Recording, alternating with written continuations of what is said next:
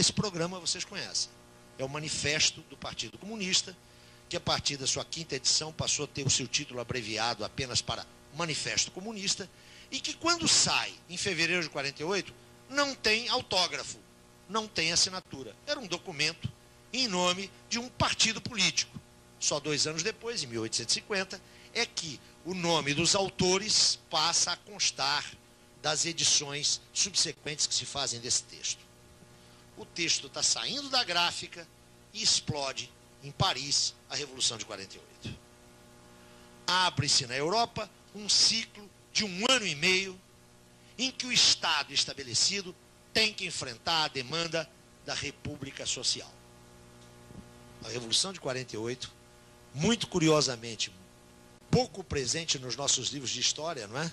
A gente estuda a civilização chinesa, a civilização egípcia, a gente estuda até a Revolução de 789, né?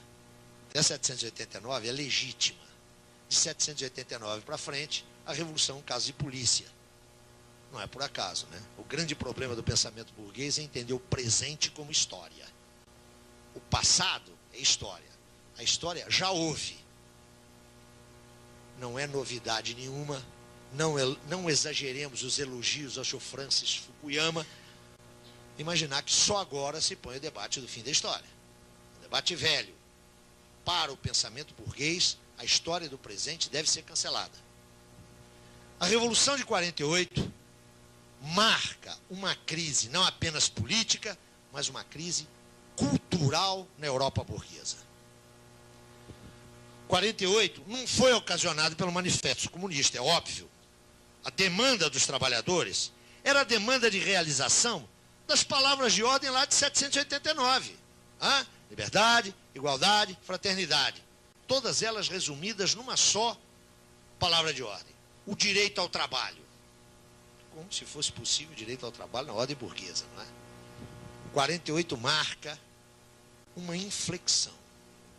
As vanguardas operárias, trata-se apenas das vanguardas, percebem claramente que seus interesses históricos de emancipação são incompatíveis com os limites da ordem burguesa. É a partir de 48 que o proletariado, através de suas vanguardas, se põe como sujeito revolucionário, com interesses e objetivos que são próprios. Não é uma mera coincidência, um mero azar histórico que 48 e o Manifesto sejam coetâneos. O Manifesto expressa, do ponto de vista da consciência social, a irrupção de um novo sujeito histórico. Pouco importa que os trabalhadores de 48 não tenham lido o Manifesto. O que importa é que o Manifesto sinaliza, no plano ideal, aquilo que se estava gestando no plano sociomaterial. Explode a Revolução, instaura-se o governo provisório em Paris, e uma das primeiras medidas do governo provisório é cancelar o ato de expulsão de Marx. Marx retorna de Bruxelas para Paris. Não fica em Paris mais do que um mês, porque a Revolução explode na Alemanha. Ele volta para a Alemanha, volta para a Renânia, que é o centro irradiador do processo revolucionário, e lá vai criar um jornal. Vocês se lembram de 1842, o jornal mantido pela burguesia liberal? A Gazeta Renana.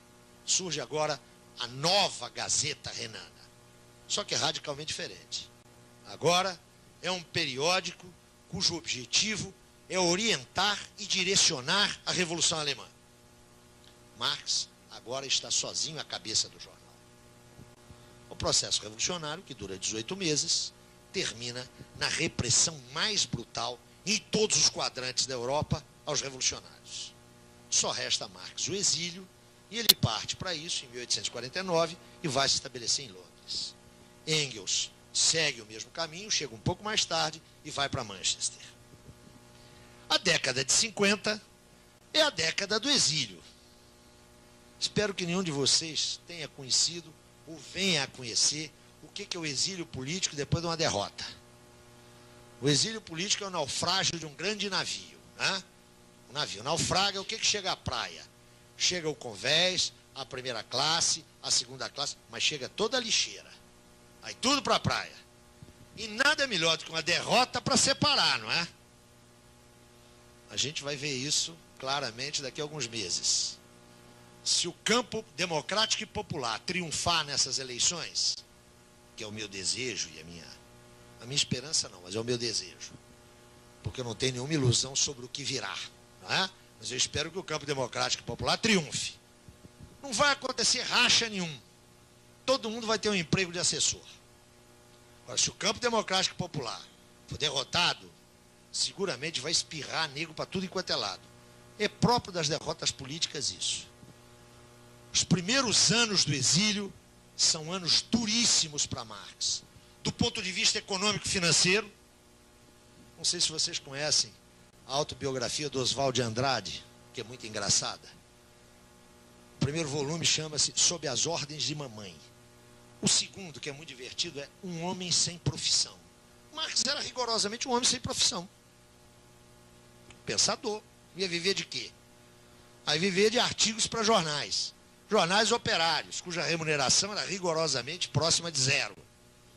Os anos 50 são anos de miséria literal para a família Marx. É miséria literal. Engels só vai poder ajudar mesmo a partir do final da década.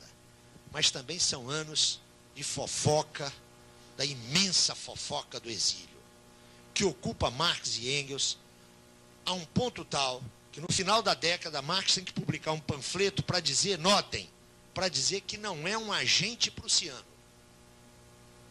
Corria a calúnia, derivada das conversas de um provocador chamado Vogt, segundo o qual Marx estava colunhado com Bismarck. Imaginem. Isso é muito natural no clima de um exílio que sobrevém a uma derrota. Esse período é um período de intensa miséria e de muitas atribulações.